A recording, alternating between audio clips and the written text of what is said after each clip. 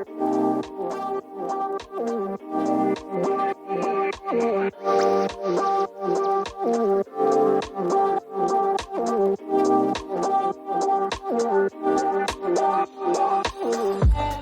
everyone, I am Megan of Then Came June, and today we are going to be making a Rose City quilt block.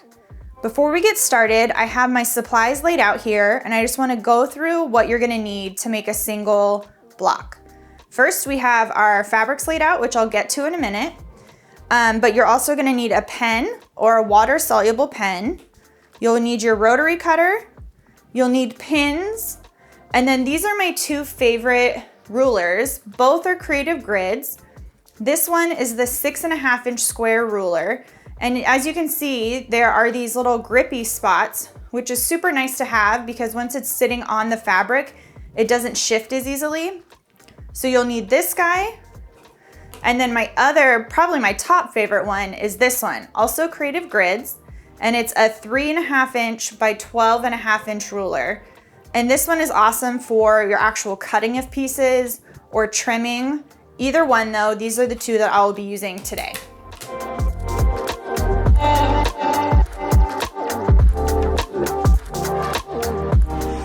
Okay, now that we have our supplies out that we need, I just want to walk you through how the block is actually built. So, in the Rose City quilt pattern, the actual block is made exactly the same throughout the entire quilt. The only thing that changes is your color and then the placement of that color. This example I'm making is considered block 1A in the pattern, and these are actually the same exact fabrics used in the diagrams in the pattern, so it should be easy for you to follow along. So the way block 1A is made is with 4 different colors. We've got color 1, 2, 3, and 4. And then in each block, you have 7 different cuts. We have A, B, C, D, E, F, and G. So I just wanted to explain how that setup is. And now that we kind of have our grasp on what we're going to be doing, let's start building our block. So I'm going to just remove what is not needed, and we're going to start with our A and our B pieces.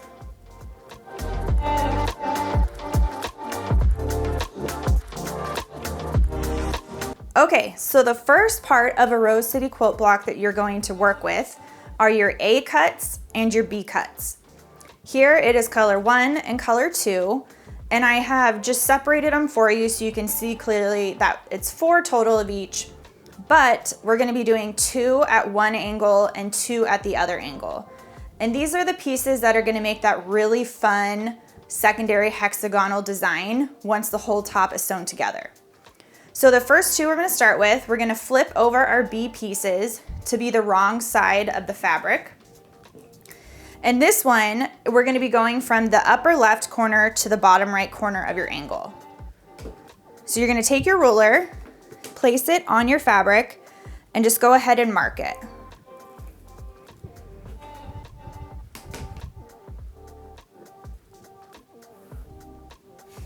Okay, so we did those 2.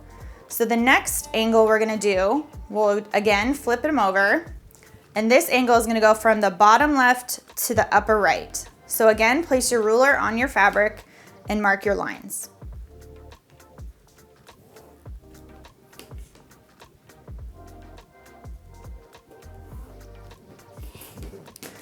Okay, great. So now our angles are marked, and we wanna keep both like angles together. So I'm just gonna kind of move this guy to the side, and then I'm going to show you how we're going to place them on our fabric and how to pin them.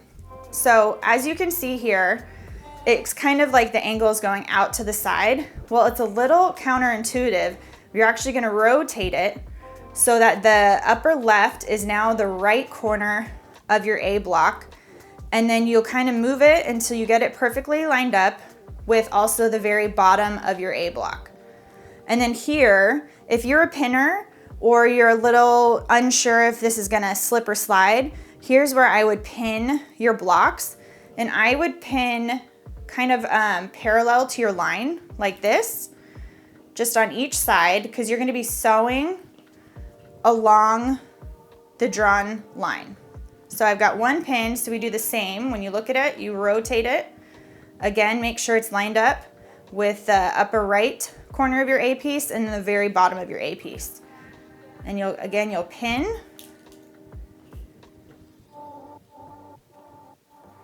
Okay, so we have these two angles ready to be sewn. And now we're gonna do the same thing, but to our other angle, which again, it's kind of counterintuitive. You'd think, oh, it needs to go to the right because it's going out this way. It actually rotates, and now the upper right corner is going to the upper left corner of your A block. And then at the very bottom of your A piece should be the bottom left corner.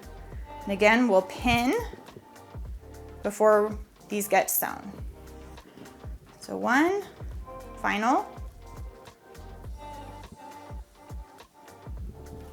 And you kind of sometimes, depending on how it falls, you might have to zhuzh it around a little bit. I don't know if that's a word, but I'm using it. And as you can see, I had to repin for a second, so just make it work however it works for you. Okay, so now we have both of our angles and our A and B pieces pinned together. So now it's time to sew all along the drawn lines. And then when I come back from the machine, we will trim and we will iron these units.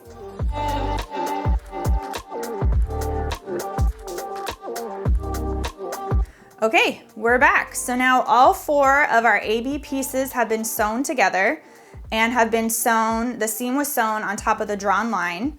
And so now we're just gonna trim all four and then we're gonna press them open. So before we trim, I just kind of wanna explain a little bit why the angle is how it is.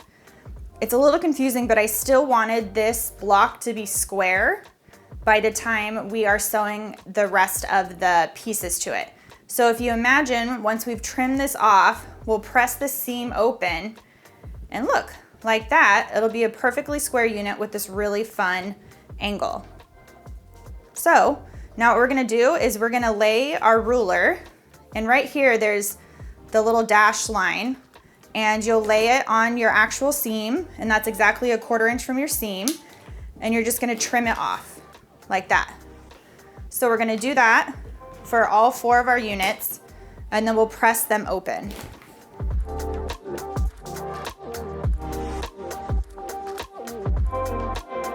Okay, so we have all four of our units, and now we're just gonna go and press our seams open. So what I like to do is kind of lay it out, and sometimes I'll put my finger in the center of the seam just to kind of give it a little press before I actually press it open.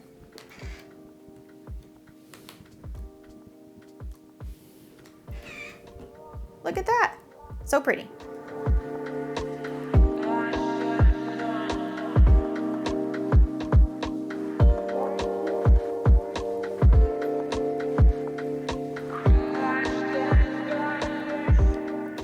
Okay, so now we have all four of our AB units pressed. And so we have two going one angle, two going the other. So this is kind of where we start to build the block and how it's gonna work. So they're actually gonna be reflections of each other, like this. And now here, we've done the most difficult part of the Rose City block. From here, it's just really fun. It's adding our other strips to continue to build our corner blocks, and then it's adding on our final pieces to actually finish the block out. So the next piece, which is also the final piece of color 2, is our C pieces. Okay, we have added our C pieces now to our AB unit. As you can see, the C piece gets added to the side where the A and the B have intersected on the block.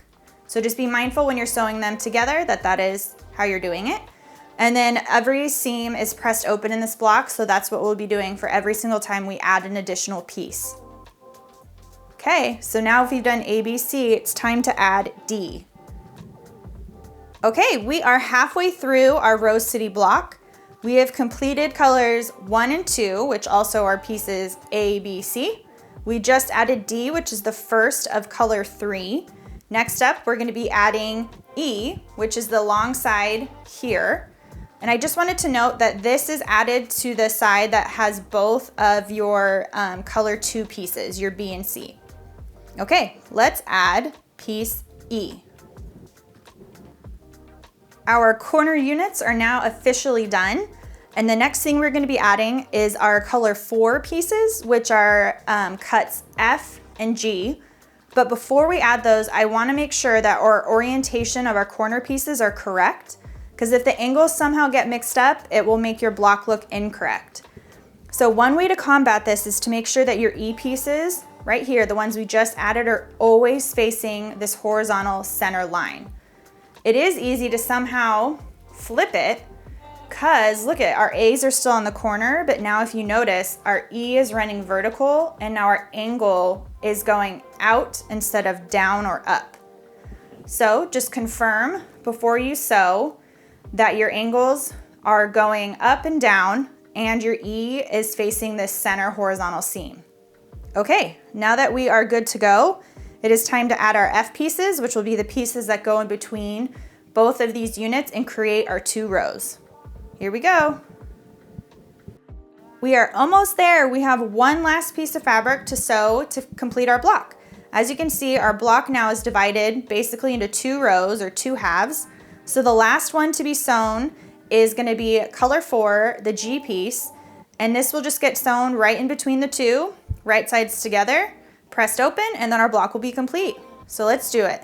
G piece, here we come. We did it, guys. We have finished one single Rose City block. Specifically, this is the 1A block in the pattern. And I cannot wait to see what you guys make with this pattern. So please tag me on social media.